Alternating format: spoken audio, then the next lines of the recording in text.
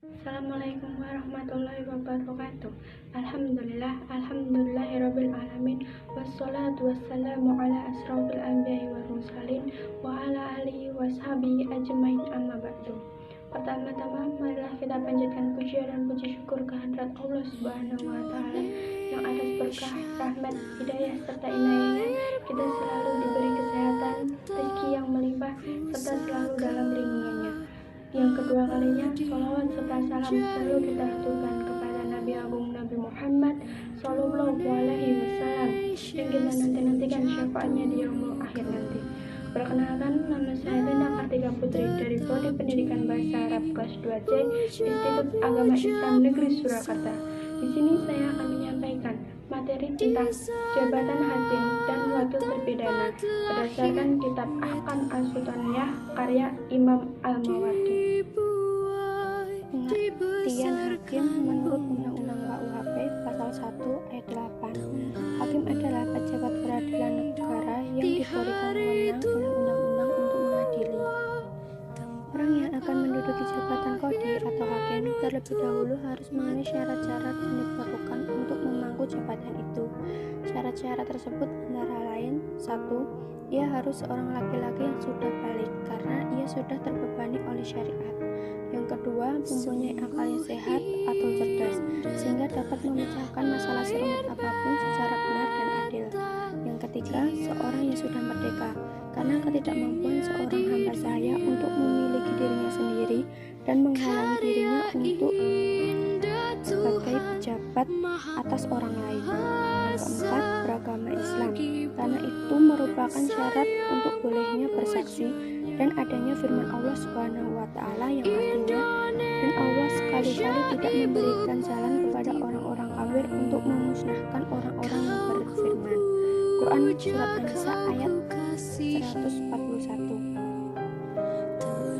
Yang kelima, mempunyai kredibilitas. Yang keenam, sempurna pendengarannya, penglihatannya. Dengan pendengaran dan penglihatan yang sempurna, ia dapat menetapkan hak-hak manusia dan membedakan antara pihak yang mengakui dengan pihak yang mengingkari, sehingga ia dapat membedakan yang benar dan yang salah. Yang ketujuh, memiliki pengetahuan tentang hukum-hukum syariat dan ilmunya itu mencakup ilmu pokok dan cabang-cabangnya. Pokok-pokok dalam syariat ada 4, yaitu yang pertama, menguasai ilmu tentang kitab Allah Subhanahu wa taala dalam kadar yang dengannya ia dapat mengetahui kandungan hukum-hukum dalam Al-Qur'an.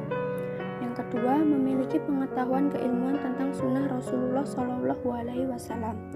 Yang ketiga, menguasai pengetahuan tentang takwil kalangan salaf, apa yang mereka sepakati dan yang mereka perselisihkan, sehingga dia dapat mengikuti bagian yang telah disepakati oleh mereka dan berijtihad dengan pemikiran dalam masalah-masalah yang mereka perselisihkan. Yang keempat, memiliki pengetahuan tentang qiyas yang dapat mengembalikan cabang-cabang hukum yang tidak dibicarakan dalam nas secara verbal kepada pokok-pokok hukum yang disebut secara verbal dalam nas yang telah disepakati oleh para ulama. Pengesahan jabatan qadhi. Pemberian jabatan yaitu saat kedua pihak yang mengangkat dan yang diangkat berada pada suatu ruangan dan mengucapkan pengangkatan, atau keduanya berada di tempat berbeda dengan menggunakan surat pengangkatan, namun surat pengangkatan harus disertai tanda-tanda resmi dari pihak yang mengangkat dan para pegawainya. Redaksi dalam pengangkatan ada 2 macam, yaitu yang pertama, redaksi langsung. Redaksi langsung ada 4 macam, yaitu aku angkat engkau, aku berikan jabatan ini kepadamu, aku mewakilkan engkau, dan aku berikan mandat kepadamu. Jika seorang pejabat mengangkat qadhi dengan salah satu redaksi itu, sudah resmi pengangkatan tersebut dan tidak butuh adanya bukti pengiring kecuali sebagai penguat, namun tidak menjadi syarat keabsahannya. Yang kedua, redaksi tidak langsung. Redaksi tidak langsung menurut para sebagian ulama terdapat 7 redaksi, yaitu aku jadikan engkau sebagai pembantu dalam pelaksanaan tugas, aku bertopang kepadamu dalam pelaksanaan tugas, aku kembalikan masalah ini kepadamu, aku jadikan wewenang masalah ini kepadamu, aku serahkan tugas ini kepadamu, aku wakilkan penanganan tugas ini kepadamu, dan aku berikan tugas ini kepadamu. Karena mengandung kemungkinan-kemungkinan, maka redaksi ini lebih rendah kekuatannya dalam pengangkatan seseorang dari redaksi langsung. Sehingga harus ada sesuatu yang menyertai pengangkatan yang menghilangkan kemungkinan lain, sehingga ada penguat untuk menjadi seperti redaksi langsung. Resminya jabatan tergantung pada pihak yang diangkat. Jika pengangkatan dilakukan dengan kata-kata, penerimaannya secara langsung dengan kata-kata. Jika pengangkatan dengan surat, maka penerima boleh secara tidak langsung dan boleh melantarkannya dengan ucapan secara langsung. Pengangkatan jabatan akan sempurna dengan adanya 4 syarat, antara lain pihak yang mengangkat harus mengetahui bahwa pihak yang diangkat memenuhi kriteria. Jika pengangkatan tidak mengetahui yang diangkat telah memenuhi kriteria, maka pengangkatannya tidak sah. Jika setelah pengangkatan baru diketahui, maka harus mengulang proses pengangkatannya. Yang kedua, pihak yang diangkat harus mengetahui pekerjaan dan apa yang harus dipertanggungjawabkan. Jika menduduki jabatan tersebut sesuai dengan kriteria-kriteria yang membuat berhak menerima jabatan tersebut. Yang ketiga, menyebutkan wewenang yang berada dalam lingkup jabatan yang diterima agar ia mengetahui tugas apa yang diberikan kepadanya. Jika tidak mengetahui, maka pengangkatan tidak sah. Yang keempat, menyebutkan wilayah, negara bagian, atau provinsi yang jabatannya diberikan kepadanya sehingga ia mengetahui pekerjaan dan lingkup tugasnya yang harus dilaksanakan. Jika ia tidak mengetahuinya, maka pengangkatannya tidak sah. Untuk kepentingan pelaksanaan wewenang yang dipegang membutuhkan syarat tambahan, yaitu adanya berita resmi tentang pengangkatan kepada para pegawai, sehingga mereka mengakuinya dan tunduk terhadap kepemimpinannya, dan melaksanakan kebijaksanaannya yang dibuatnya nanti. Jabatan qadhi atau hakim dapat berupa umum atau khusus. Jika jabatannya adalah umum dan bebas bertindak dalam seluruh bidang yang berada dalam lingkup wewenang yang mencakup 10 tugas, antara lain 1. Menyelesaikan persengketaan dan permusuhan baik dengan penyelesaian secara damai dan dengan sukarela antara dua pihak, sesuai dengan cara aturan yang diperbolehkan, maupun dengan paksaan melalui kekuatan hukum yang memaksa pihak yang sedang bersengketa itu untuk menjalankannya. Yang kedua, meminta suatu hak dari pihak yang menahan hak orang lain, kemudian menyampaikannya kepada pihak yang berhak setelah diketahui kepastian hak itu merupakan haknya, melalui 2 jalan, yaitu pengakuan atau adanya bukti. Yang ketiga, menjadi wakil atas orang yang dilarang untuk bersaksi sendiri karena gila atau masih kanak-kanak, dan membatasi tindak orang yang menuntut kebijaksanaan perlu dibatasi karena kebodohannya atau tidak dapat memelihara harta milik orang, serta meluruskan pelaksanaan transaksi orang yang seperti itu. Yang keempat, menangani harta wakaf yang menjaga harta dasarnya dan mengembangkan cabangnya, serta mengumpulkan dan membagikan kepada yang berhak. 5. Melaksanakan wasiat berdasarkan syarat pihak yang memberikan wasiat dalam perkara yang diperbolehkan oleh syariat dan tidak dilarang. Yang keenam, menikahkan para wanita janda dengan orang yang bersekutu atau setingkat statusnya, jika mereka tidak memiliki wali nikah saat mereka akan menikah. Yang ketujuh, melaksanakan hukum had atas pihak-pihak yang seharusnya dijatuhi hukuman itu. Yang kedelapan, memeriksa kemaslahatan wilayah tugasnya, serta mencegah terjadinya kejahatan di jalan-jalan dan pasar-pasar, serta membongkar bangunan yang tidak layak dibangun atau dipertahankan keberadaannya. Yang kesembilan, memeriksa saksi-saksi serta para pembantunya dan memilih wakil-wakilnya, serta mengakui dan mengandalkan mereka jika mereka berlaku benar dan lurus, serta mengalihkan dan mengganti mereka jika terdapat cacat atau berkhianat.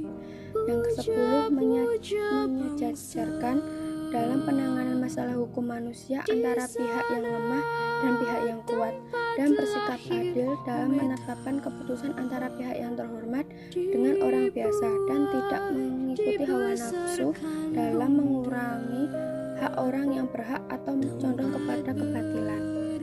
Mazalim adalah orang yang menangani perkara perzaliman.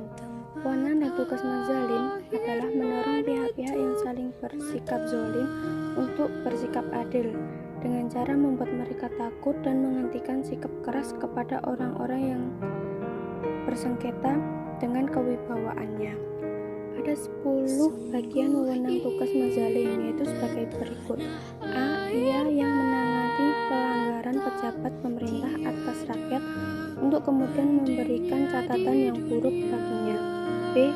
Ia menangisi sikap korup para pejabat pemerintah atas harta yang mereka pungut dari rakyat. C. Bertugas mencatat administrasi negara. D. Menerima pengaduan para penerima gaji atas pemotongan gaji mereka atau keterlambatan pemberian gaji kepada mereka. E. Mengembalikan gaji atau harta yang dirampas dan dikorupsi oleh pejabat. F. Mengawasi harta wakaf. G. Menangani kasus yang tidak mampu ditangani para kodi yang disebabkan oleh kelemahan mereka untuk menangani pihak tertuduh. H. Menangani kasus pelanggaran kepentingan umum yang sulit ditangani oleh pejabat biasa. I. Memperhatikan pelaksanaan ibadah-ibadah yang lahiriah. C. Menangani kasus pertengkaran dan memberikan keputusan hukum bagi pihak yang bersengketa. Terdapat perbedaan wewenang antara pejabat mazalim dan kodi. Perbedaan antara wewenang pejabat zalim dan kodi antara lain: 1. Petugas mazalim berwibawa dan kekuatan yang tidak dimiliki kodi untuk memutuskan kasus persengketaan. Yang kedua, wewenang petugas mazalim keluar dari kesempitan kewajiban kepada keluasan sehingga petugas ini mempunyai wewenang yang lebih luas untuk didengar. Yang ketiga, ia dapat melakukan penekanan dan merumuskan fakta sesuai dengan bukti yang tampak dan dapat dilakukan oleh para hakim, sehingga ia menemukan kebenaran dan mengetahui siapa yang salah dan siapa yang benar. Yang keempat, ia boleh menjatuhkan sanksi kepada pihak yang melakukan kezaliman dan menjatuhkan hukuman bagi pihak yang membuat permusuhan. Ia boleh menunda penyelesaian permasalahan persengketaan jika jalan keluar. Yang kelima, tidak kunjung ditemukan. Yang keenam, jika mereka sulit ditangani, ia boleh menyerahkan masalah mereka kepada pihak penengah yang menyelesaikan persengketaan antara keduanya dengan cara damai, sedangkan kodi tidak memiliki wewenang untuk melakukan tindakan seperti itu. Yang ketujuh, ia dapat menangani kedua pihak yang bersengketa dan ia dapat menetapkan uang jaminan jika dibutuhkan untuk mendorong pihak yang bersengketa untuk berkata jujur dan mengubah sikap saling menuduh. Yang kedelapan, ia boleh mendengarkan persaksian orang yang rendah kredibilitas kepribadiannya, sedangkan para kodi hanya mendengarkan persaksian orang yang mempunyai kredibilitas tinggi.